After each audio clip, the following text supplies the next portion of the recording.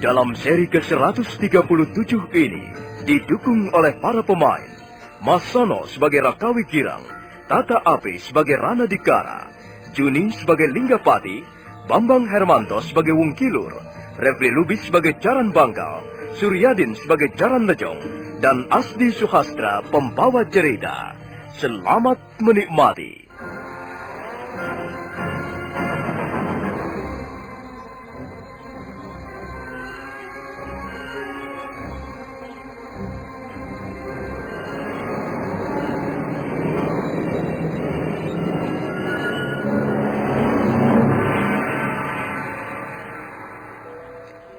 Jaran Bangkal dan Jaran Lejong saling berpandangan. Sementara penunggang kuda di depan mereka masih saja mengumbar tawanya. Mereka tidak dapat menerka apa maksud tawa itu. Sesaat kemudian tawa itu pun lenyap. Penunggang kuda itu menyipitkan matanya, lalu mendengus keras sambil melompat turun. Hai, kalian prajurit-prajurit Kediri. Kalian hanya banyak laga. Ayo, turun dari kuda. Aku tantang kalian berbaku hantam. Kakang Jaran Bangkal. Apa orang ini sudah gila? Ayo turun. Aku ingin tahu, apakah kehebatan prajurit-prajurit Kediri seperti yang disombongkannya itu? Kau siapa? Dan apa maksudmu menantang kami? Aku adalah Linggapati. Aku sama sekali tidak senang melihat tingkah laku kalian di desaku ini. Oh, jadi kau masih warga desa Lopandang, ya? Desaku bukan tempat untuk pamer kesombongan. Lebih baik kalian berdua segera angkat kaki dari sini. Hebat. Mengapa tiba-tiba kita berhadapan dengan orang tolol seperti ini, kakak? Jangan banyak bicara. Ayo turun. Iya, baik. Aku akan turun. Apa maumu sekarang? Tunggu, Adi Jaran Lejong. Kau sebenarnya punya persoalan apa dengan kami, Linggapati? Bukan hanya aku yang mempunyai persoalan dengan prajurit-prajurit Kediri. Perbuatan kalian dan teman-teman kalian sudah melampaui batas. Kemarin di desa Cunggrang 2 orang warga desa telah mati karena dianiaya oleh prajurit-prajurit Kediri. Berita-berita tentang tindakan sewenang-wenang seperti ini sudah tak asing lagi di telinga kami. Dan sekarang kau masuk ke daerah kami, ke desa Lopandak. Di sini pun kau agaknya sudah melakukan perbuatan yang tidak terpuji. Kau aniaya salah seorang warga desa kami dan kau remukkan cangkulnya. Hei, Linggapati. Apakah kau masih ada hubungan saudara dengan Wungkilur? Sekalipun Wungkilur itu orang lain, aku tetap tidak terima dia diperlakukan sewenang-wenang. Wungkilur pantas mendapat perlakuan seperti itu. Dia tidak menghargai kami sebagai petugas pemerintah Kediri.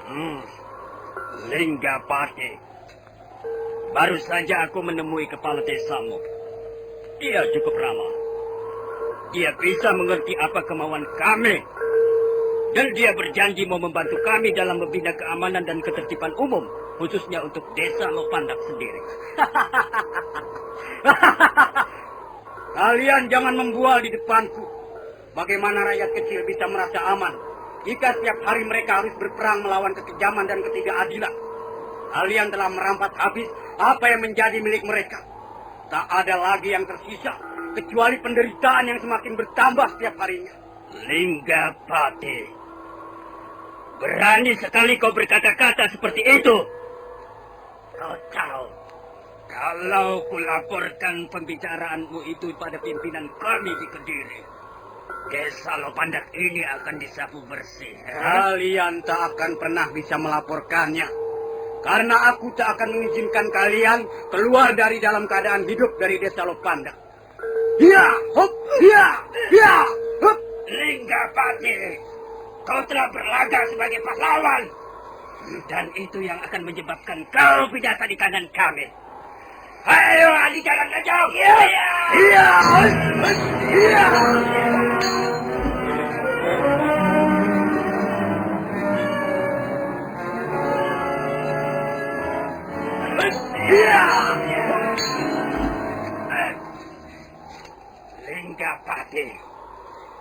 sudah melakukan kesalahan paling besar yang akan merugikan desa kelahiranmu. Kau berani menyerang kami, petugas-petugas keamanan pemerintah Kediri. Linggapati, pemuda berbadan tegap dan nampak kurang sabaran itu, tidak menanggapi kata-kata Jaran Pangkal. Dia hanya melirik ke kiri dan ke kanan, ke arah pohon-pohon liar di sekitarnya.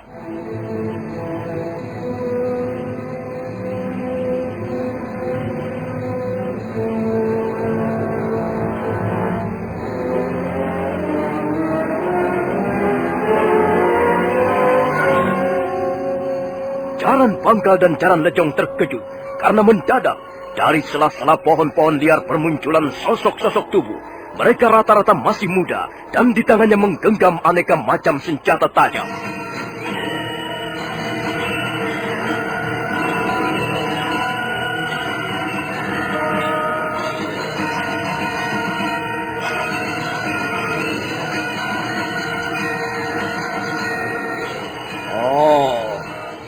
Jadi rupanya kalian sudah merencanakan semua ini. Kalian bermaksud memperdaya kami. Kami sudah tak sabar lagi, tuan-tuan. Perbuatan kalian benar-benar sudah memuakkan. Kami tidak akan tahan lagi. Baiklah. Tapi apakah kalian tahu bahwa akibat yang bisa timbul karena perbuatan kalian ini sungguh-sungguh tidak menyenangkan? Kalian tidak perlu mengancam kami. Tekad kami sudah bulat. Lebih baik kami mati berkalang tanah daripada harus ditendang, dipukul, dan dihina seperti gembel jalanan. Kalian memang gembel jalanan. Untuk busuk, pendekar busuk. Kalian akan mampus di tangan kami. Sambil mengayunkan pedangnya, itu si Jaran Pangkal yang menyerang dengan jurus-jurus andalan. Linggapati dan kawan-kawannya menyambut dengan semangat kebencian. Maka pecahlah pertarungan sengit antara dua orang anak buah Mubajir melawan pemuda desa Lopandak yang seluruhnya berjumlah 9 orang.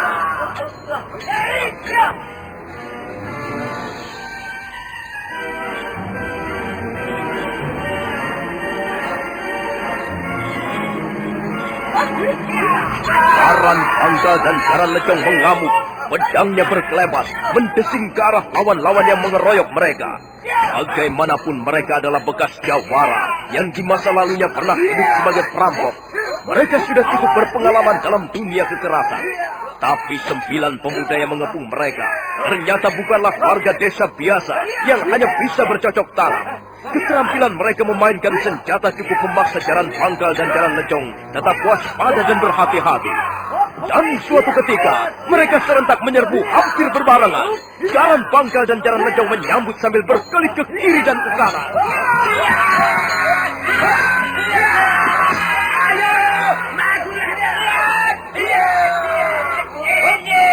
Lawanlah Jaran Pangkal! Kurang ajar. Mereka telah membunuh teman-teman kita. Ayo, tegak terus. Bunuh saja mereka. Bunuh saja. Iya. Hop, iya. Hop, iya. Lambungku terkena sabetan pedang Linggapati. Pedang itu pasti dibubuhi racun, Kakang. Panas sekali rasanya.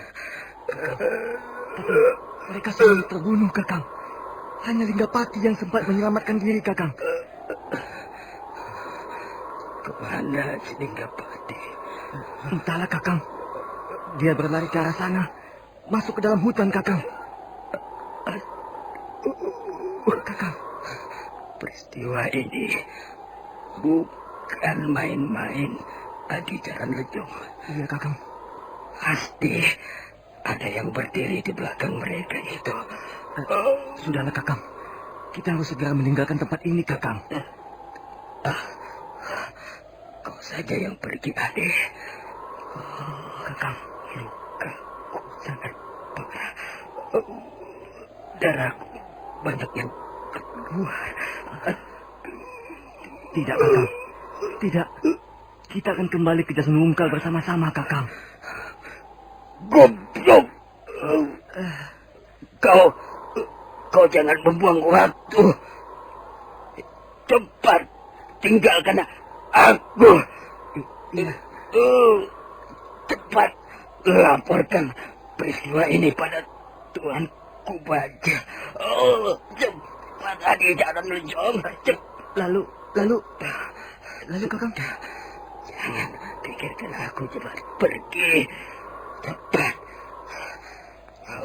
Kau tidak punya waktu banyak. Baik, Kakang. Baiklah. Aku akan secepatnya kembali ke Desa Nunggal. Iya.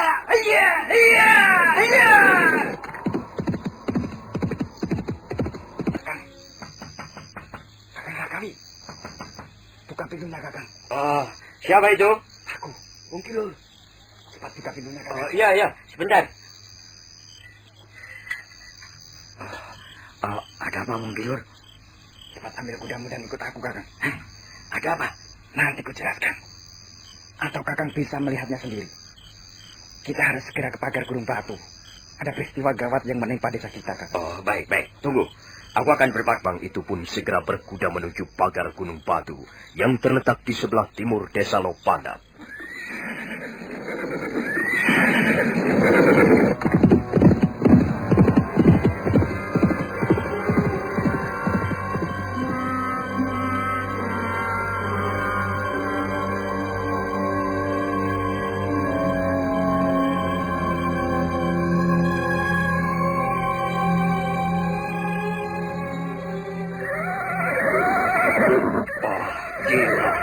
Benar-benar gila.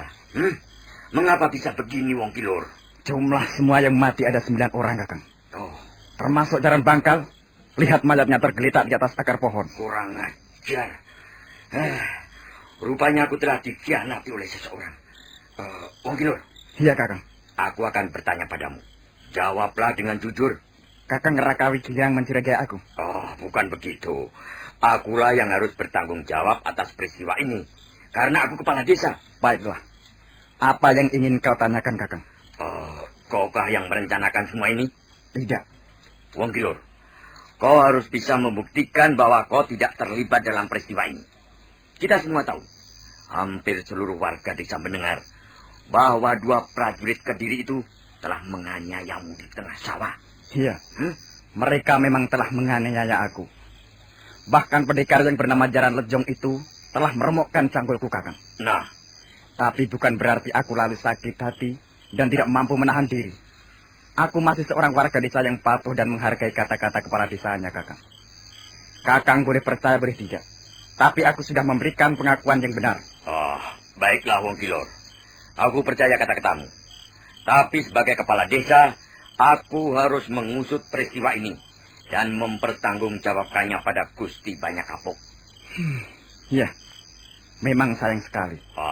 Kalau sampai pemerintah Kediri mencium peristiwa ini, desa Lopandat bisa hancur lebur. Selama ini sudah kukatakan berulang kali, jangan mengumbar hawa nafsu. Harus pandai-pandai mengendalikan diri. Jangan melawan, jangan menentang, dan mengadakan perlawanan terhadap mereka. Belum saatnya. Belum saatnya. Tapi, ya, sudahlah. Kakang Raka Widira, aku tahu siapa yang menjadi otak peristiwa ini. Kau tahu? Semula aku sudah berusaha mencegah, tapi dia nekat. Anak muda selalu begitu, berdarah panas, dan akhirnya terjadilah peristiwa ini. Tapi aku tidak menduga dia bisa mengumpulkan teman-temannya sebanyak 8 orang. Siapa orang yang kau maksudkan itu, Wong Kilor? Linggapati. Linggapati? Linggapati anak Rana Dikara? Iya. Dia sangat menaruh dendam pada 2 orang yang telah menganiaya aku itu. Iya. Aku sudah berusaha membujuk, tapi agaknya usahaku itu sia-sia. Kalau begitu, aku harus menemui ayahnya. Kau kumpulkan beberapa orang warga desa untuk mengurus penguburan mereka. Sementara malam ini juga, aku akan pergi ke rumah Rana Dikara. Baik, Kakang.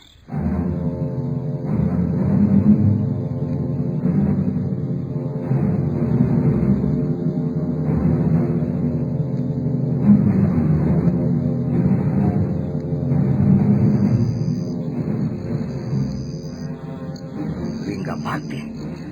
Anakku Linggapati telah berbuat seperti itu? Ya, Wong Kilor yang mengatakannya padaku. akan kuhajar anak itu. Oh, sabar Ranadikara. Tidak perlu terburu nafsu. Semua kita hadapi dengan kepala dingin. Jangan gerusa-gerusu. Apa yang telah dilakukan Linggapati dan teman-temannya jelas akan membawa akibat buruk bagi desa Lopandak. Dan yang lebih mengkhawatirkan lagi, akibat buruk itu bisa menggagalkan rencana besar Gusti Sanggrama Wijaya. Jadi sekarang aku harus bagaimana, Raka Wigirang? Anak itu jelas tidak akan berani pulang ke Lopandak. Oh, itu tugasmu Ranadikara. Kau harus dapat menemukan anakmu dan membawanya ke rumahku. Selanjutnya, akulah yang akan melaporkannya pada Gusti Banyak Kapuk. Baiklah. Aku berjanji akan membawa anakku kembali ke Lopandak. Dia memang bersalah besar. Dia harus Menarik tali kekang kudanya. Ada orang duduk di bawah pohon, di atas sebongkah batu hitam. Sepertinya si Linggapati, anak setan. Apa yang dikerjakannya di situ? Apa dia sudah kesurupan atau bagaimana? Iya, jelas dia Linggapati. Awas kau, anak edan. Akan kuringkus kau malam ini juga. Rupanya dia tidak melihat kehadiranku. Mungkin pikirannya sedang kacau.